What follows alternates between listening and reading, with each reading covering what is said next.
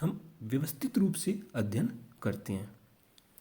यानी किसी भी घटना का वस्तुनिष्ठ तरीके से अवलोकन, परीक्षण, प्रयोग और वर्गीकरण के द्वारा हम जब किसी भी सामाजिक घटना या प्रघटना का अध्ययन करते हैं तो वो वैज्ञानिक पद्धति कहलाती है। अब हम बात करें वैज्ञानिक पद्धति की परिभाषाओं की, तो जो लुंडबर्ग है वो कहते हैं कि समाज वैज्ञानिकों में यह दृढ़ विश्वास हो गया कि उनके सामने जो समस्याएं हैं उनका समाधान सामाजिक घटनाओं के निष्पक्ष एवं व्यवस्थित अवलोकन, सत्यापन, वर्गीकरण तथा विश्लेषण द्वारा ही संभव है। यानी मोटे तौर पर अध्ययन के इसी ढंग को ही वैज्ञानिक पद्धति का नाम दिया जाता है। यानी जितनी भी सामाजिक घटनाएं हैं उनका अध्ययन जब हम करते हैं तो पहले अवलोकन, फिर सत्यापन, वर्गीकरण और विश्लेषण, और ये वस्तुनिष्ठ तरीके से किया जाता है तो वो वैज्ञानिक पद्धति कहलाती है। वुल्फ कहते हैं कि विस्तृत अर्थों में कोई भी अनुसंधान विधि जिसके द्वारा विज्ञान का निर्माण और विस्तार होता है वैज्ञानिक पद्धति कहलाती है। यानी विज्ञान का निर्माण करना और विस्तार करना ही वैज्ञानिक पद्धति है। एनसाइक्लोपीडिया ऑफ ब्रिटेनिका के अनुसार जब हम वैज्ञानिक पद्धति की बात करें तो वैज्ञानिक पद्धति एक सामूहिक शब्द है जो उन अनेक प्रक्रियाओं को स्पष्ट करता है जिसकी सहायता से विज्ञान का निर्माण होता है।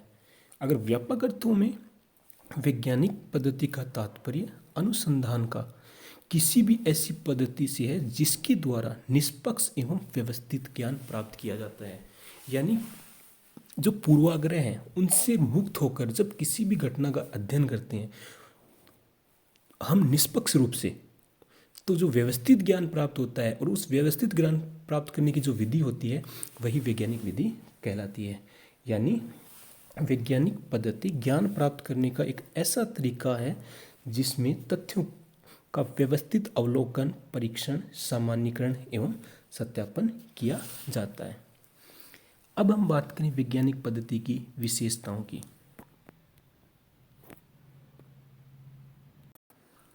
वैज्ञानिक पद्धति की पहली विशेषता है सत्यापनशीलता।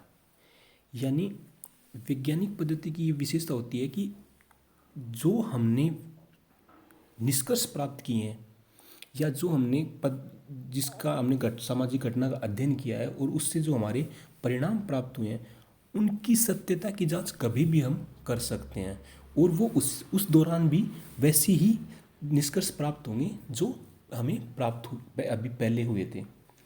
दूसरा विशेषता है तार्किकता। यानी वैज्ञानिक पद्धति तार्किक विचारों पर आधारित होती है। वैज्ञानिक पद्धति के अंतर्गत एक वैज्ञानिक न मात्र केवल तर्क के आधार पर अध्ययन में प्रयोग की जाने वाली पद्धति के औचित्य को स्पष्ट करता है वरन अपने निष्कर्षों को भी तार्किक आधार पर प्रस्तुत करता है। यानी कि कोई भी अध्ययन पद्धति तर्क की कसौटी पर अगर खरी नहीं उतरती है तो उसे हम वैज्ञानिक पद्धति के रूप में मान्यता नहीं दे सकते। तीसरी विशेषता है निश्चितता। यानी वैज्ञानिक पद्धति होती है वो निश्चित होती है। वैज्ञानिक पद्धति के अंतर्गत अस्पष्ट और भावनापूर्ण विचारों को कोई भी महत्व नहीं दिया जाता है। अगली विशेषता है वस्तुनिष्ठता। यानी वैज्ञानिक पद्धति है वह भावनात्मक नहीं होती है, वह वस्तुनिष्ठ होती है। यानी वैज्ञानिक पद्धति के अंतर्गत घटनाओं तथा तथ्यों का अध्ययन उसी रूप में किया जाता है जैसी वो वास्तव में है। यानी पक्षपातपूर्ण धारणाओं, पूर्वाग्रहों, व्यक्तिगत अनुभव और विचारों से प्रभावित वैज्ञानिक पद्धति कभी भी नहीं होती है। जैसी जो चीज़ है उसको वैसे ही समाज के सामने या लोगों के सामने रखना वही वैज्ञानिक पद्धति है। अगली विशेषता है कार्य कारण संबंधों पर आधारित। वैज्ञानिक पद्धति है वो घटनाओं की कार्य कारण के संबंध के आधार पर व्याख्या करता है। यानी कोई भी जब घटना घटित होती है उस घटना के घटित होने के पीछे कोई ना कोई कारण जरूर होता है और उसी कारण की खोज वैज्ञानिक पद्धति के अनुसार समाज वैज्ञानिक करते हैं। अगली विशेषता है सामान्यता। यानी वैज्ञानिक पद्धति है वह किसी विशेष घटना या इकाई के अध्ययन में रुचि नहीं होती है, बल्कि ये सामान्य घटनाओं के अध्ययन को महत्व वैज्ञानिक पद्धति के अंतर्गत दिया जाता है। और जो वैज्ञानिक पद्धति से निष्कर्ष प्राप्त होते हैं वे किसी विशेष इकाई का प्रतिनिधित्व नहीं करते हैं, बल्कि संपूर्ण समाज या वर्ग का प्रतिनिधित्व करते हैं। अगली विशेषता है पूर्वानुमान की क्षमता या भविष्यवाणी करने की क्षमता। वैज्ञानिक पद्धति की यह महत्वपूर्ण विशेषता होती है कि इसके अंतर्गत जो हमने अध्ययन किया है या जो निष्कर्ष निकाले हैं वो भावी परिस्थितियों का पूर्वानुमान या भविष्यवाणी करने की क्षमता उसमें होती है।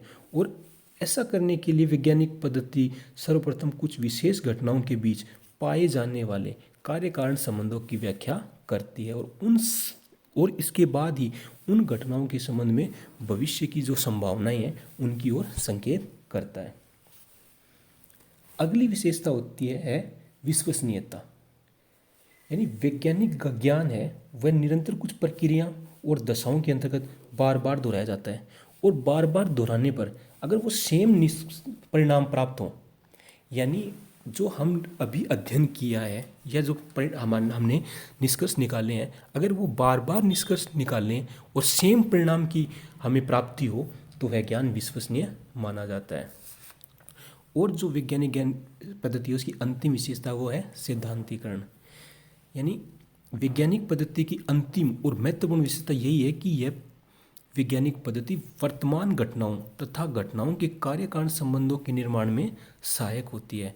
और वैज्ञानिक पद्धति सिद्धांत जो वैज्ञानिक पद्धति हैं उसकी सिद्धांत न केवल विशेष क्षेत्र से संबंधित घटनाओं की प्रकृति को व्यवस्थित रूप से स्पष्ट करने में सहायक होते हैं, बल्कि जो इसके आधार पर दूसरे समाजों में विद्यमान जो सामाजिक घटनाएं हैं उनका भी विश्लेषण इनके आधार पर किया जाता है। यानी परिस्थितियों में जब तक कुछ अधिक परिवर्तन नहीं होता है तो ये सिद्धांत अपनी उपयोगिता को बनाए रखते हैं, और वास्तव में सिद्धांतीकरण करना ही वैज्ञानिक पद्धति का आधारभूत लक्ष्य होता है।